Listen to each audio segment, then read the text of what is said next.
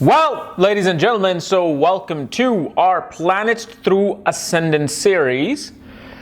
And today we're going to be covering Sun in the second house for Capricorn ascendant people.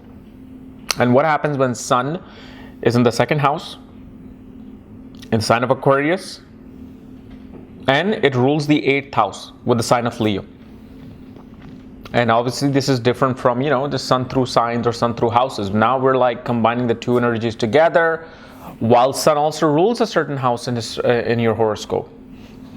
And as always, if you do not know where your Sun is placed, what sign it's in, what nakshatra it's in, all the other astrological details, for that check out the links here. Check out my full astrological report, including my books and reports, consultations at this link. So let's get started with Sun in the second house. So Sun goes into the second house in the sign of Aquarius. Obviously at this time we're not worrying about the nakshatra. So second house, as you know, represents family, lineage, food, speech, wealth, earning, savings, fame. Then Sun is ruling the 8th house. 8th house is inheritance, joint assets, secret earnings, occult, mysticism, hidden knowledge, secrecy, surgeries, transformation, changes. And the scheme is also 8th lord in this second house. So how can we see this? Well, first thing we see here is that most definitely a person will have a long life. Number one. Number two, a person will attain inheritance. Why? Because Sun from the second house looks at its own house. It's going to protect the 8th house significance. So long life, not too many ups and downs, and a person will attain inheritance, secret wealth, hidden wealth, will gain through joint assets. Then what also happens is a person will be separated from their own family early in life. Most of the time, I run into people who go to foreign lands to attain education. Like if you read the classics of what, Parashara Muni has said about such placements, this could be quite scary. But the thing is, it's not, if you convert it into this day and age, because back then you weren't separated. Like 5,000 years ago, it was even a big deal if a child or someone in the family went even like 50 miles away or 100 miles away. Now we're talking foreign lands. So back then it was like separation would be a very bad thing. This also shows that early in life a person will have a hard time enjoying good food or wine. Good food and wine, as they call it. Like a lot of people who go to college, they grow up on top ramen. They're in their dorm eating all kinds of junk food and top ramen food. Early in age, you eat all kinds of, bad habits of eating food. That happens. This also shows that due to your work, at one point you will have to live far away from your own family after marriage. And I've seen this actually work, where a person was working in Dubai, the wife and children were in Mumbai, and he was on like a 2-year-long project because the money was excellent. So he's like, man, I'm going to take this money and I'll just visit them maybe like every 4 or 5 months or something and fly down. So we see that. At least until the age of 27, 28.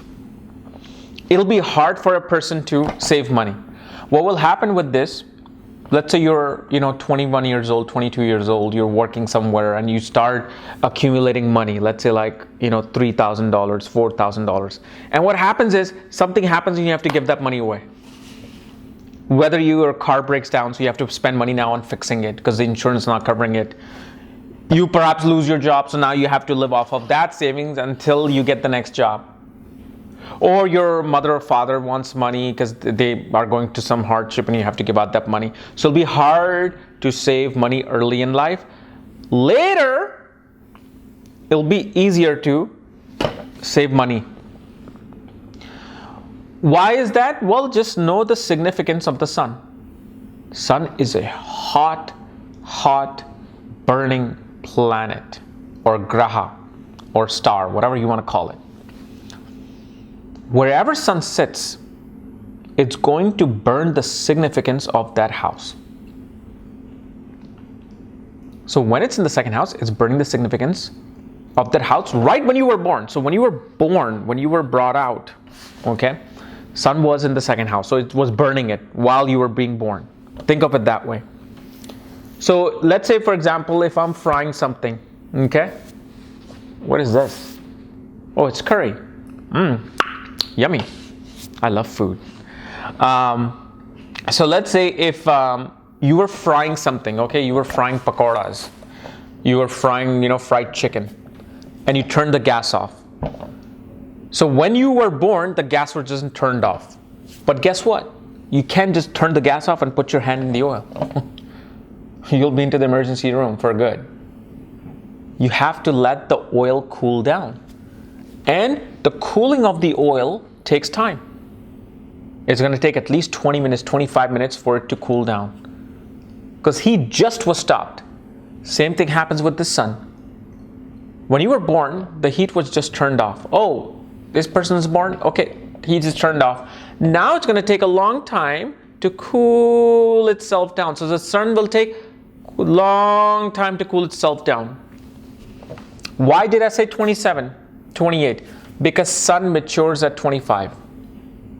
When sun matures at 25, it then starts cooling itself down. He's like, oh, I've reached that stage of my maximum light. Now I will start to just cool down a bit. So it'll take time to cool down from that point. This is why after 25, it gets a little much easier, then a little easier, then a little easier. And by the time you're in your mid-30s, then you're able to save money. Then you're able to retain money. And because Saturn is in the sign of Aquarius, it will give some issue with the father and authority. Either you just don't like dealing with authorities, your father will be just too strict, military style thinking, especially depending upon which nakshatra it's in. Now, one of the things, if let's say you have Saturn in the second house, and you have like $1 million saved up in your account at the age of 22, what's happening? Is this wrong? No. Remember, astrology is not wrong. I'm the one who could be wrong. Look for the position of Saturn. If Saturn is 8th from Sun, okay, that known as Yoga Bhanga position of the Sun, or through Saturn. Saturn is a Yoga Bhanga planet. If it's a Raj Yoga, it'll bhang that Raj Yoga. Whatever yoga of obstacles Sun is bringing here, Saturn in the 8th can actually diffuse that yoga. Saturn in the 11th will bring gains through that yoga. Saturn in the 6th from the Sun, okay, 6th from the Sun would be the 7th house, will create obstacles for sure early in life related to the second house. And this doesn't happen with every sign. So it doesn't mean that if you have Sun in the second house in Taurus and Venus is in the 9th house, it's going to cause Yoga Bhanga. No, it's Saturn. Saturn has the Stampana Shakti, meaning it can sit on something and boom, it nullifies it. Like done, finished. That's why Saturn is a Karka of death. Finished. Time's up, go. So this is why in the scheme of astrology, it can also give Yoga Bhanga. Like I give you a certain position of Raj Yoga. Oh, beautiful Dharma Karma Adhipati Yoga. Mahagandhi Yoga. But then it doesn't fructify. What's going on? Was I wrong? The astrologer wrong? If we did not look at a certain position, yes, we will be wrong. Because that Raj Yoga is getting a bhang through Saturn. Saturn is the planet who causes a bhang yoga for Dhan and Raj. but it also causes bhang for Arishtha Yoga. It gets complicated, and I'll be honest, I do not know all the bhangs that Saturn creates. All the yog bhangas that Saturn creates, I am not aware of this. I'm only aware of certain position through my teachers and mentors. So if somebody like K.N. Rao, Sanjay Rath, these guys probably just know every single position that Saturn will be in, And yes, we're jealous of their knowledge. Ugh, they're too good. So anyway, this is that position of the sun. Okay? So if you're new to my channel, subscribe below. And if you want to know where your sun is placed, all my books, reports, consultation, my new nakshatra readings, for that check out the links here. Otherwise, we'll see you later. Bye-bye.